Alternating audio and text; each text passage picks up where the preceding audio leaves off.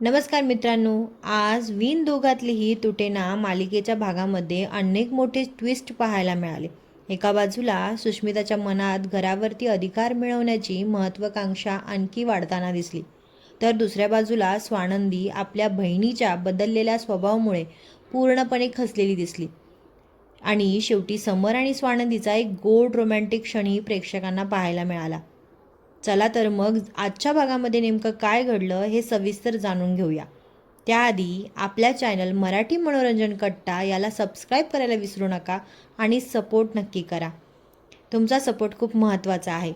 सर्वात आधी कालच्या भागाचा थोडक्यात आपण आढावा घेऊ. कालच्या भागात सुष्मिता अंशुमनला विचारते, या घरात सगळे तुमच्याशी असं का वागतात? समर जीजू कायम तुम्हाला चुकीचं का ठरवतात? तुमचं म्हणणं कोणीच का ऐकून घेत नाही?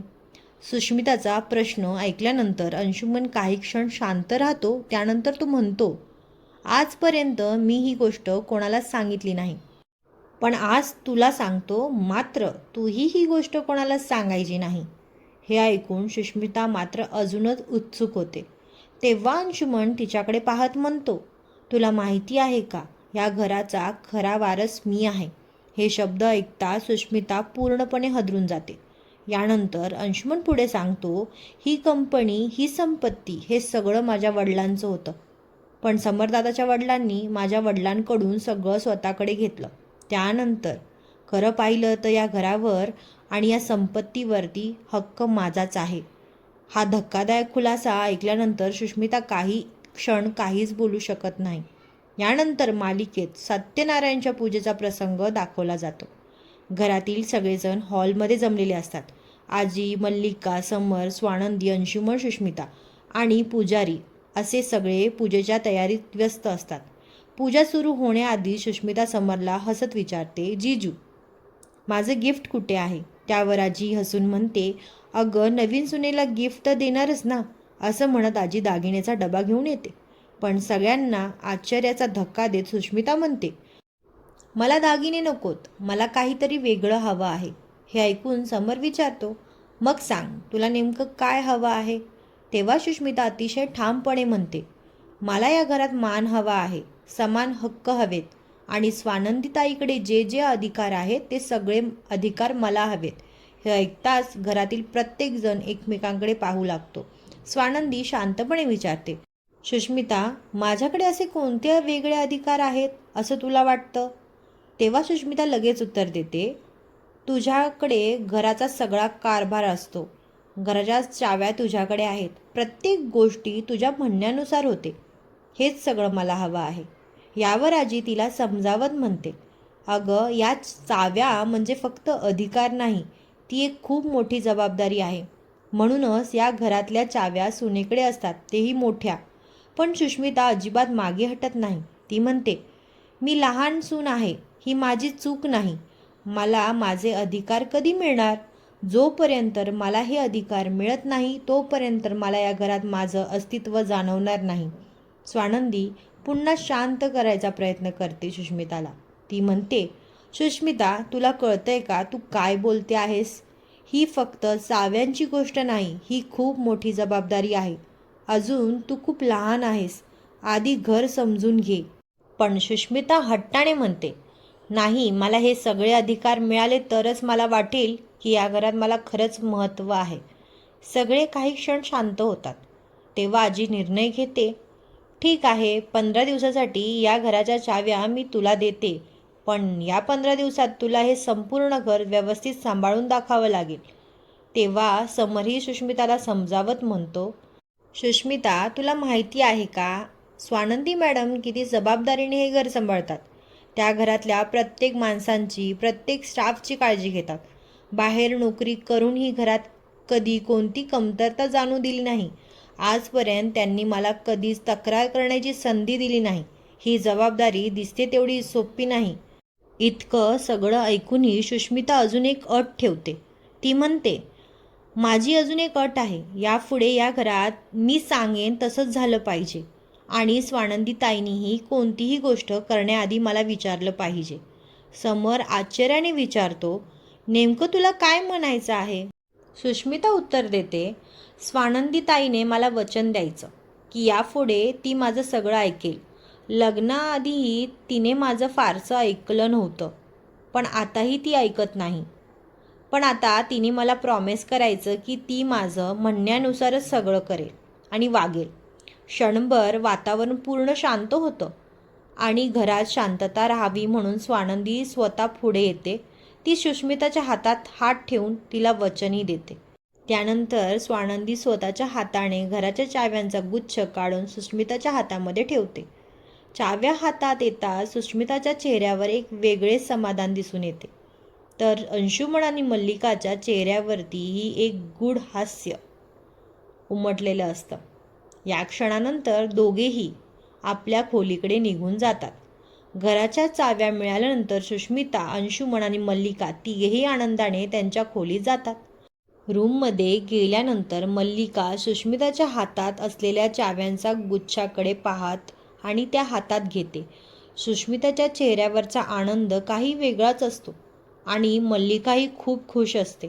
ती हसत हसत मल्लिकाला म्हणते, मॉम, बघितलं ना किती सहज आणि किती पटकन मी या घराच्या चाव्या मिळवल्या.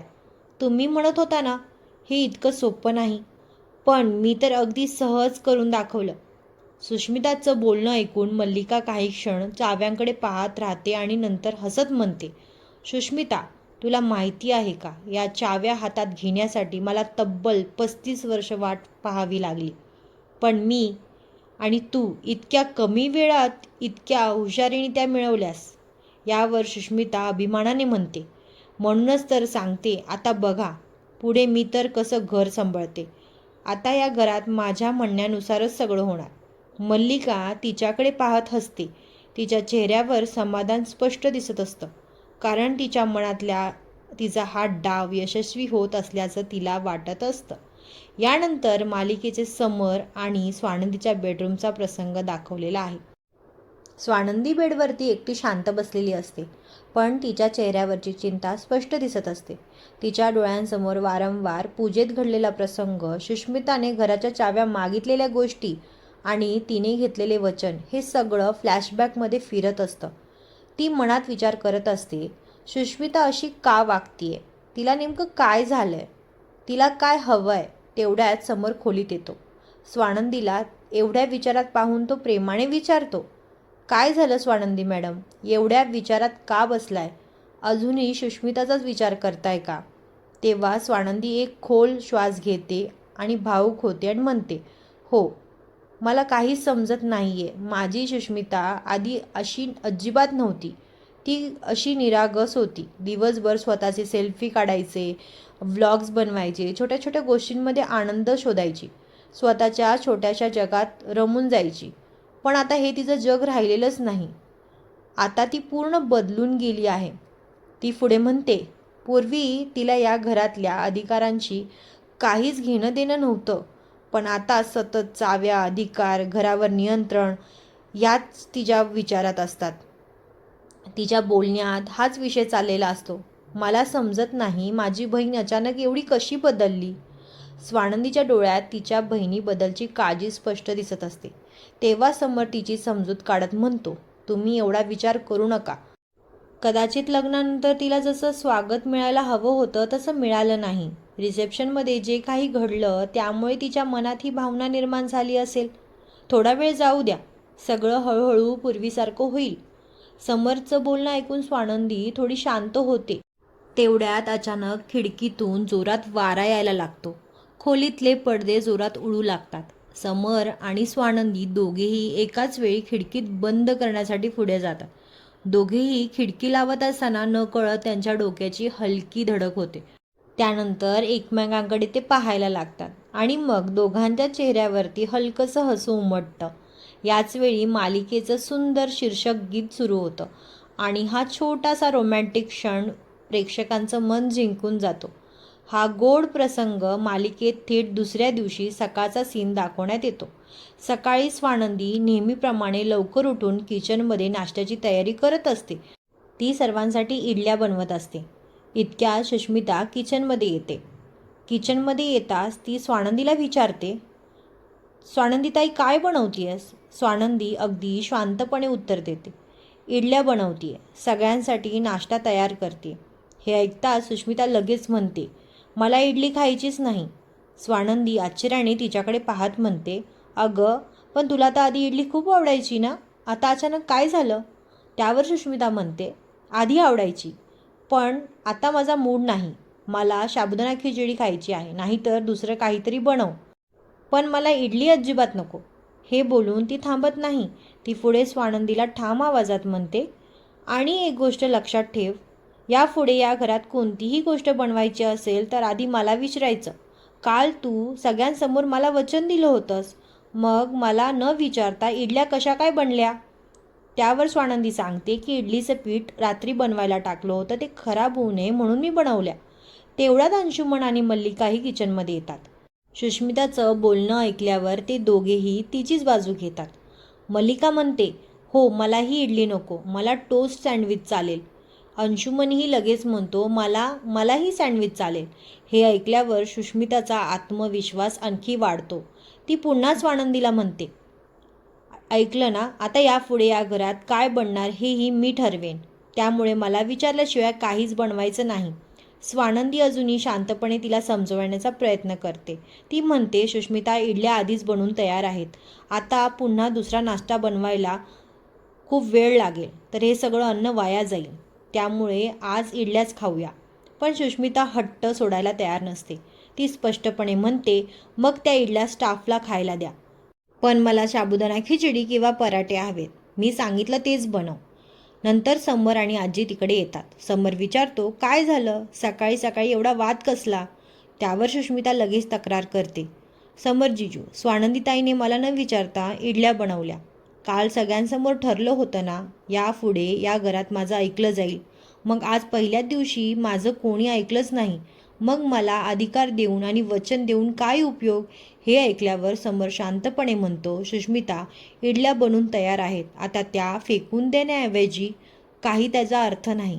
आज आपण इडल्याच खाऊया. उद्यापासून तुझ्या आवडीनुसार नाश्ता बनवू. आजीसुद्धा समरला बरोबरीने उत्तर देते. ती म्हणते, हो ग, अन्न वाया घालवण्यापेक्षा आपण हे खाऊ. आज जे बनलंय हेच खाऊया. उद्यापासून तुला काय हवं ते करू. पण सुष्मिता कोणाचंच ऐकत नाही. ती आपल्या निर्णयावर ठाम असते. हे सगळं पाहून स्वानंदी पुन्हा मोठेपणा दाखवत हसत म्हणते, काही हरकत नाही, मी हे सगळं पुन्हा बनवते. मला थोडा वेळ द्या, 9:30पर्यंत सगळं तयार असेल. आजी लगेच म्हणते, अगं एवढा सगळा नाश्ता पुन्हा बनवायला खूप वेळ लागेल. पण स्वानंदी शांतपणे उत्तर देते, काही हरकत नाही आजी, मी वेळेत सगळं करून ठेवेन. स्वानंदीची धावपळ पाहून समरलाही तिची काळजी वाटते. तो म्हणतो, स्वानंदी मॅडम, एवढं सगळं एकटीने करण्यापेक्षा आपण बाहेरून मागूया. पण स्वानंदी लगेच नकार देते, नको, बाहेरून मागवण्याची काही गरज नाही, मी स्वतः बनवेन. हे बोलल्यानंतर सगळे आपापल्या रूममध्ये निघून जातात. ती सर्वांना सांगते की 9:30पर्यंत या सर्व तयार असेल. त्यानंतर सगळे जातात, पण समर मात्र तिथेच थांबतो. स्वानंदी त्याला म्हणते, तुम्हीही जा, मी सर्व सांभाळते. पण समर मनात विचार करत असतो, स्वानंदी मॅडम एवढं सगळं एकट्या कशा करणार? मी त्यांना एकटं सोडणार नाही. आणि तो त्यांच्या मदतीसाठी किचनमध्ये थांबतो. याच सोबत आजचा भाग इथे संपतो. तर दुसरीकडे पुढच्या भागात प्रोमोही तितकाच रंजक आहे. पुढच्या भागात समर स्वानंदीला किचनमध्ये मदत करताना दिसणार आहे. मात्र समरला स्वयंपाकाची फारशी सवय नसल्यामुळे तो काम करताना गोंधळ घालणार आहे. स्वानंदी त्याला हसत हसत समजावत असणार आहे की तुमच्याकडून हे काम होणार नाही. तरीही समर तिची मदत करण्याचा प्रयत्न करत राहणार आहे. याच दरम्यान काम करता करता स्वानंदीच्या हाताला चाकू लागणार आहे. तिच्या हातातून रक्त येताच समर पूर्णपणे घाबरून जाणार. तो लगेच तिचा हात हातात घेणार आणि तिच्या जखमेची काळजी घेत तिच्या बोटाला तोंड लावून रक्त थांबवण्याचा प्रयत्न करणार आहे. हा गोड आणि रोमॅन्टिक क्षण पुढच्या भागात पाहायला मिळणार आहे. आता पाहणं महत्त्वाचं ठरणार आहे की सुष्मिताने इतक्या हट्टाने मिळवलेल्या या चाव्या आणि घराची जबाबदारी ती खरंच सांभाळू शकेल का? की तिचाच डाव हा तिच्यावरती उलटणार? हे जाणून घेण्यासाठी पुढचा भाग नक्की पहा. आणि तुम्हालाही आजचा भाग कसा वाटला?